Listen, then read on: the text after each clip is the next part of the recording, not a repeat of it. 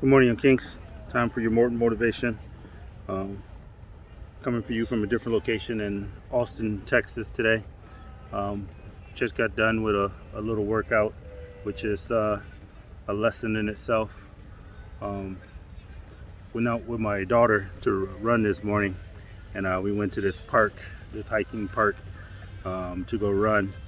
And we started running, and she was moving pretty fast. She's pretty athletic. You know, she's still young. She's 23, lieutenant in the Army. So I remember when I used to be able to run faster than her, but now I can't do such things.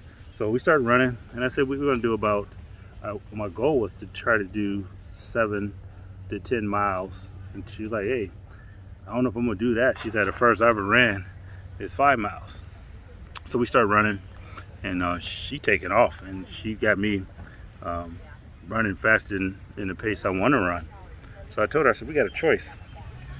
We can either go fast or we can go far. And I'm trying to go far. And she's like, all right, this is the way I run. So we get through the first mile, and she's got me down at like that 7 minute mile pace. When the timer came off, it says average pace 7 some minutes. I said, hey, hold up, no, this is too fast. I said, you may have to um, go ahead. And what she did, she sped up and she kept going, and I slowed my pace down um, to that 9-10 minute mile pace, where I normally at when I do over 5 to 6 miles. So she got up at a distance, and I noticed when I was running, there's all type of people on this trail of all type of conditioning, different conditioning stuff that's going on. So there's young people and they're running fast. There's old people that's running fast. Um, there's people that's riding bikes. There's people running, pushing baby strollers and stuff like that. And it's all kind of fitness levels on this trail.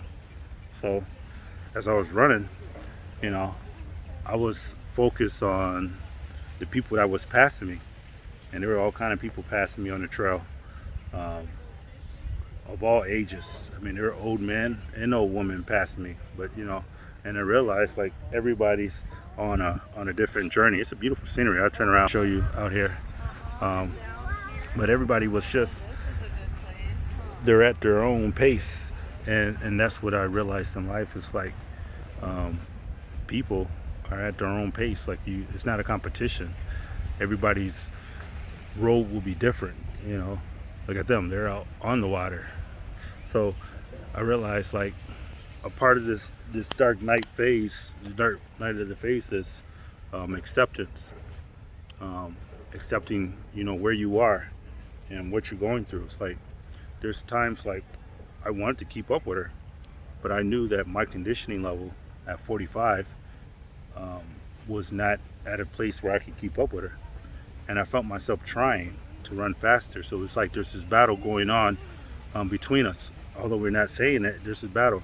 She was trying to get me to speed up, and I'm trying to get her to go further. So, long story short, she ran, and right when I crossed that 4 mile mark, she was up there walking, and she had reached the end. And she said she was done running. She wasn't about to run anymore. But like I said, I still wanted to do 8 miles. 8 to 10 miles. So I was like, all right, you can walk, I'll continue to run. So I'll continue to run through the trail. And I realized like I was just running just by myself. And I got up to when I got to 7 miles, my spirit quickened me. And, said this was supposed to be a daddy-daughter run, not a prove to your daughter you can run further.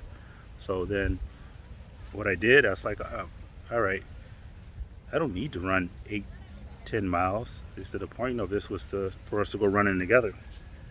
So I turned around and to go back towards her to catch up with her. And as you can see, I took a break. I still haven't caught up with her. She just shared her location. I told her to start walking towards me, and I'll walk towards her. But lo and behold, I stopped and did the video, so she'll catch me before I catch her. So anyways, she needs to get up to fitness, and we'll walk the rest of the way together.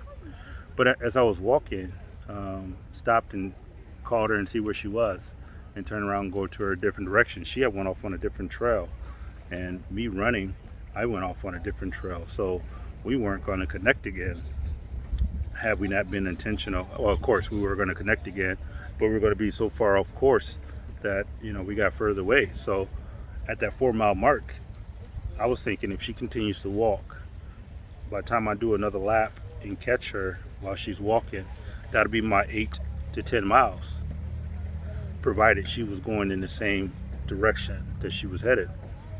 But when I took off and went into, on my course to continue running, when she was walking, I guess she's seen a different trail and just casually went off her own way. And now when she sent me her location, although I just crossed that, I think I'm at 9 miles now, she's still like 2 or 3 miles away from me. So the distance apart became greater. And that's what I realized when I was walking. My spirit quickened me. It was like, the way I am, I'm gonna go get her. Like, sometimes I will go alone and realize, like, hey, it's okay for you not to go, but I still gotta go. So the same advice that I was trying to give her in the physical is what I gotta do relationally, spiritually. It's like, if you want to go fast, you gotta go alone. But if you want to go far, you could take someone with you. And the thing about it is, like, what I just experienced with my daughter on this run parallels what I experienced in my relationship, now that I'm going through this separation and potential divorce. It's like I realized, like, the wife at times didn't want to run that far, and she had got to her end of what she was willing to do. And so me and my train of thought is like, okay, you could stop, but I'm going to continue to go on. So the distance became great. Like, I didn't catch back up with her, or I haven't caught back up with her yet, because while she's walking her life, I'm running mine, and the distance apart is becoming greater. So it's so great right now that we're so distant, and we're in two different worlds. Day too. So we're like in two different worlds, and I realized, like, the options is I can continue to run and do my own thing, or I could turn around and go back and get her. And the reality of it is, I mean, in this scenario with my daughter, yes, we're going to find each other, and we'll ride back together in the same car. But the reality of it is, like, with this relationship, there's no guarantee that even me turning around that I would ever find her again, because the trail she's on is taking her in different directions, and maybe she's at peace with that trail. So the key to it in life is, like, it's not a competition. And when you ambitious like me and you're driven, it's easy to turn everything into a competition. Like, it went from just, hey, let's go for a run, to, like, let's really push it. And in my mind, I'm telling myself, hey, I just ran. This is the first time I ran since I ran that 26 miles, because I was giving my body a rest. So in my mind, I'm telling, like, hey, you didn't graduate. You didn't ran a marathon. Let's at least get out there and run 8 to 10 miles, and go from there. But the reality of it is, it's like, why? Like, keep the main thing the main thing. Like, is it more important that I run 10 miles today? Or was it more important that I spend the day running with my daughter, or whatever, how far we go, So that's part of the thing. It's like this dark night of the soul experience I am. It's like, it's attacking my ego. Like, why are you running this far?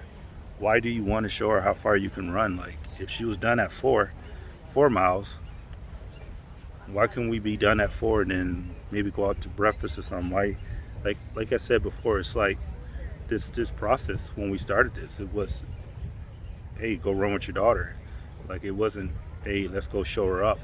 And I thought I was doing good because um, when she was younger and we would go running, I would have pushed her to run further. Like, hey, don't stop now. We keep going. So I thought I was doing enough by just saying to her, hey, you can walk. You can stop. I'll just continue to go by myself. Because like I said, when she was younger, I probably would have pushed her a little harder. Say, hey, come on, we'll slow down. Let's go a little further. Let's see how far we can go. But the reality of it is, um, you really can't push people. Like, I need to learn how to accept where people are in life, and what they're willing to do. Like, there's no indictment on her that she didn't want to run 10 miles. And she told me, she was like, Dad, when we started, she said, I'm not running for no hour. She said, there's no benefit behind me running that long. She says, after 3 or 4 miles, she's, I'm done. I'm not doing that no more. And, and my mind was thinking, all right, we'll just continue to run. She'll change her mind. But her mind was made up. When she got to that 4 mile, she stopped. And wisdom would have had me stop too and enjoy the rest of the scenery with her. So um, that's a life lesson. Learn sometimes that you don't have to be in a competition. You can slow down. You know, um, just like didn't have the ability to keep up with her at the 7 minute mile pace. I mean, she was running, but then at the same time, there's people that were passing her, like she was standing still. So there's all kind of fitness level. And as I was mentioning, like I was probably in this is my ego talking again. I think I was probably in about top 15, 20% of fitness people out here. And I'd say especially for my age group. But the competition part of me was focused more on the people who was passing me and not the people I was passing. So and that's one of the things that quickened my mind too, was like a lot of times you focus on what you don't have and what you are not doing or what people are doing better than you, and you don't even appreciate how far you've come. Like, there were people past me and I found myself like trying to keep up with them. Like, all right, okay, that's an old man, he shouldn't be running this much faster than me. And I was like, felt myself trying to compete and go a little faster. And in my mind I was thinking, I should be faster. I ran 26 miles. But the reality of it is like that was 26 miles in Michigan, and the temperature was like 50 and 60 degrees outside. My hands were cold and everything. Um, and we're in Austin, Texas, and man, uh, it's a lot hotter. It was like 80 degrees. We got out here about 8 o'clock this morning, and um, it's already hot. And, so the humidity is different environment, and it's different terrain. There's some that you're going uphill. There's some that you're going around bridges. There's some you're going on trails. Some, I mean, just different terrain. So it's like your mind will tell you, hey, this should be easier than what it is. But the reality of it is, it's not easy. This 8, 9 miles that I did, it felt just as hard as the 26, because the environment was different, the running circuit was different, and the temperature was a lot different. So um, don't be having the illusion of the element of you could be doing better than what you are. And that's part of the things. Like, I'm learning to accept that, like my conditioning level. Like, truly, I'm on vacation. I should be in bed somewhere resting, but I wanted to get out and see different parts and not just waste my time. So tomorrow we'll probably go to a different park, and I think we're just gonna walk and hike it, a different trail. But like I said, this thing is so peaceful. I might even see that looks so peaceful out there. We might go out there and go up and down. We'll see. But regardless of what we do, we'll do it together at a pace that's acceptable for both. I won't go so fast, and she probably won't want to go so far. But so I won't be long on here. Hopefully she's walking towards this direction, towards me, so we'll catch each other. But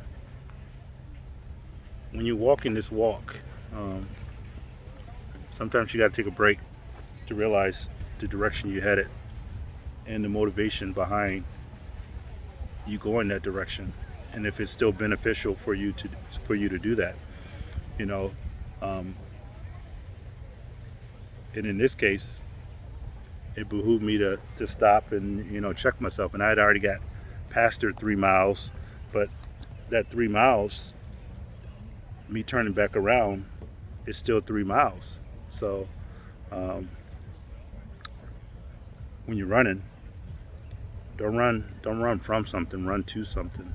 And I used to tell them as kids, like, um, this process that I'm going through is like, it's easy for me to hide and run from a lot of these emotions and feelings that I have, and probably self-medicate. But the reality of it is, I got to deal with it. I got to get to a point in life where I'm not running from the hard work that it takes to become better, and realize, like, even me becoming better doesn't guarantee that if I turn my direction, that I return to a healthy state of relationship with my wife. Like, we may never come on those terms again, and that's part of, like, that dark night is acceptance. As the stages, we said there was acceptance, surrender, and then there's self-care. So um, I'm at a peace now. I mean, I'm not feeling as rejected as I was, because I'm not subjecting myself to the rejection. And then today, it's like learning to surrender my goals, my desires, for the sake of peace. Like, me being able to recognize, like, my ego wanted me to lap her and just go back and show her, like, hey, see, you can run fast and you can run far, and trying to prove a point.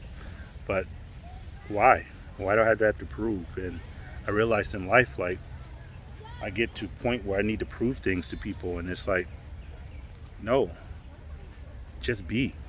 you know we're human beings. We're not human doing, we're not human proving, we're human beings. So just be in the moment. And on a ride over here, we were talking about staying in the present, and it's so easy to get out of the present. And I tell her, like, for me, like, some of the things that would attack your mind are your past and things that you have done, especially if you're like me and you got mistakes and stuff in your past.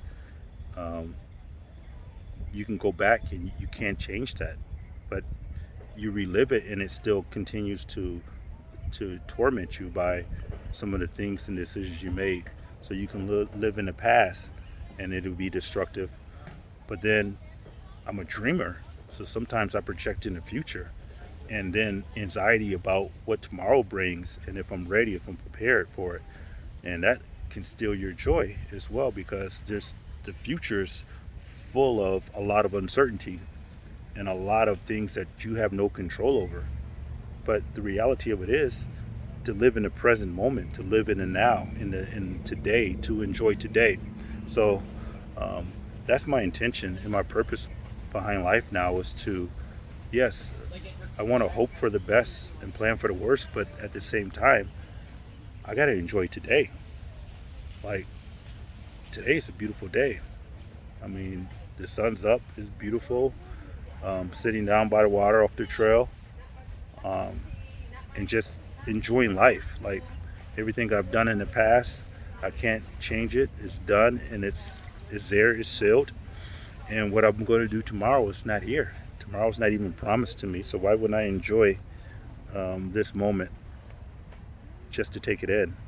So take time. I mean, in life, just to be you, um, and enjoy being you.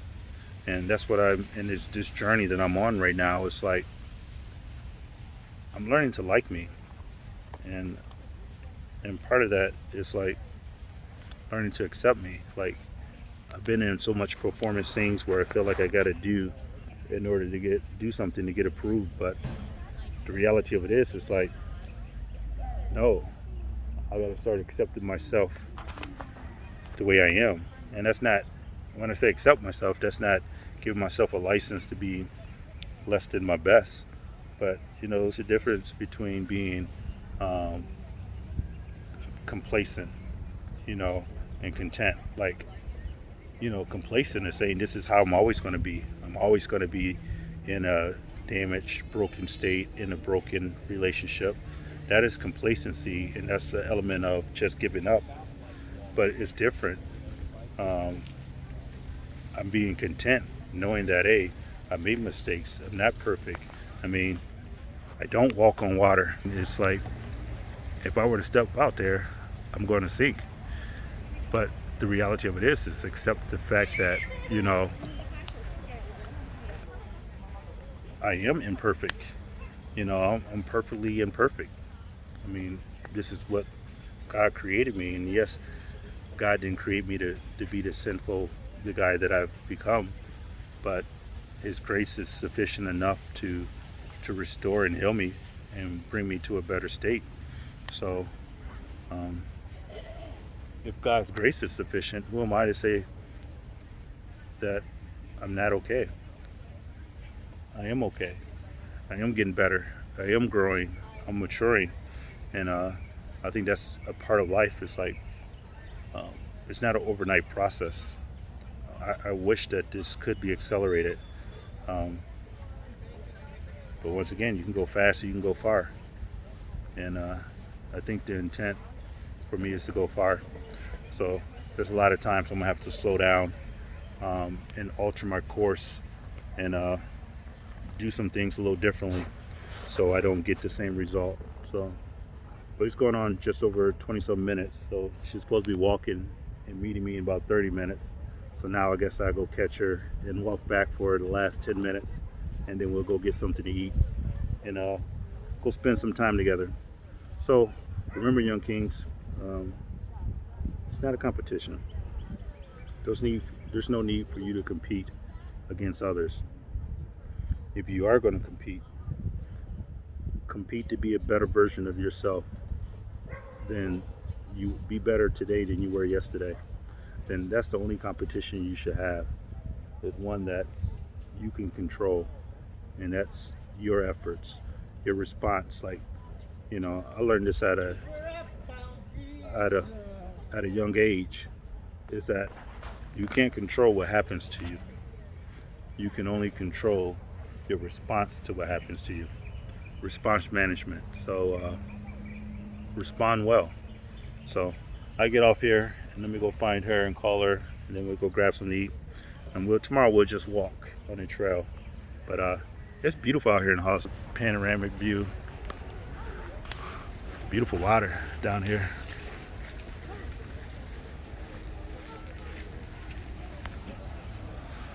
People up on the trail,